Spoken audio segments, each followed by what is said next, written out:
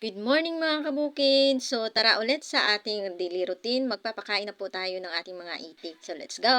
So ako di rin no, nagdula-dula pa ta diri. Parang excited ko kasi taga umaga excited po akong magising mga kabukid no. Parang naso-surprise ako palagi. Ayan na, buksan na natin yung ating mahiwagang pintuan dahil papasok na ang mahiwagang Reyna.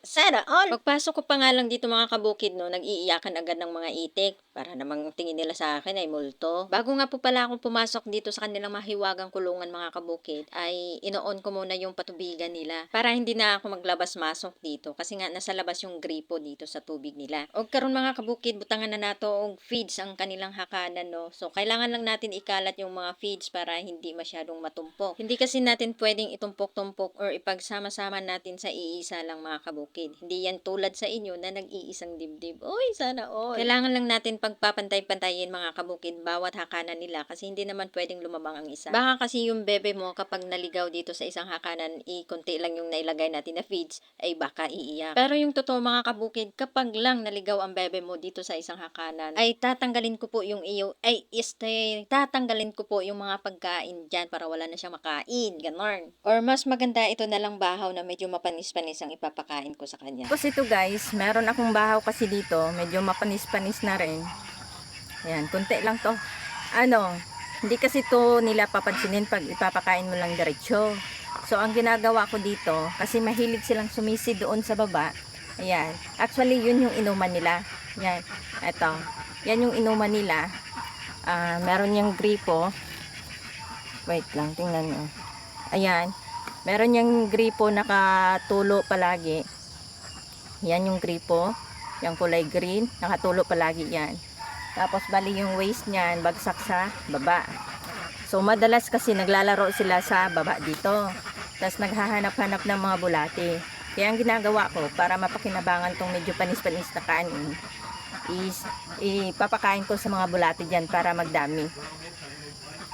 So, eto na guys, papakainin na natin yung ating mga alagang mga bulati, no? Nag-aalaga rin tayo ng mga bulati para makain din ng mga alaga nating itik. Tara, bubuksan na natin.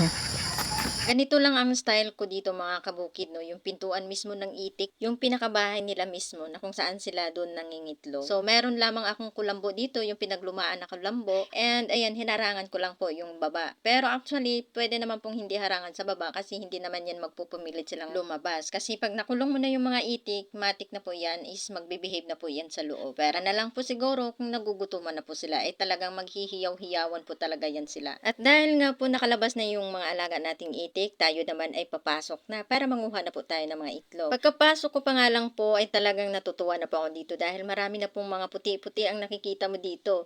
Daw para ba yung dibdib ko ay kumakabog nung nakita ko si Crush. Oy, sana all. Ang teknik ko rin po dito mga kabukin no, kung paano magdinis ng itlog ay tagadampot ko po ng itlog na galing sa pinag-itlogan mismo ay agad-agad ko na pong nilinis ito ng ipa. Mas maganda po kasi pag ipa ang ginagamit. Make sure lamang po na tuyo po yung ipa na ating gagamitin para maglinis. At hindi ko rin lubos naisip mga kabukid no dahil hawak-hawak ng itlog yung lalab ko. Oy, ano sa tingin mo sa itlog ko? Uy, sana all. Sa totoo lang mga kabukid no, nagsiselos na yung partner ko dito. Dahil buti pa daw yung mga itlog ng baby ko ay hinahawakan ko. Uy, dahil sa kanyang curiosity mga kabukid ay sumubok rin siya. Itong pagkakataon na to ay isang banding na rin namin. Dahil nagtatawanan kami kapag nakahawak ng itlog. Ayun sa butas, tingnan natin kung ilang makuha natin dito.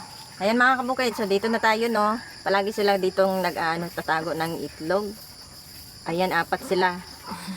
O yun no. Isa, 2, 3, 4. Malalaki. Pag dyan no, nakalalaki. Matapos makuha lahat ng mga itlog ay agad nilinis ko na rin. Mas madali kasi tanggalin ng dumi kapag fresh mo pa kinuha talaga galing sa paitlugan. Hindi kasi tulad ito ng itlog mo na kahit anong ligo ay hindi natatanggal yung itim. Huy! Oo, wag kayong magalit dahil ito'y content laang. Chillax lang. At dito mga kabukid, hinanap ko yung isang itlog dahil nagkulang. Baka kasi naligaw na naman yung itlog ay nasa kabit mo na naman.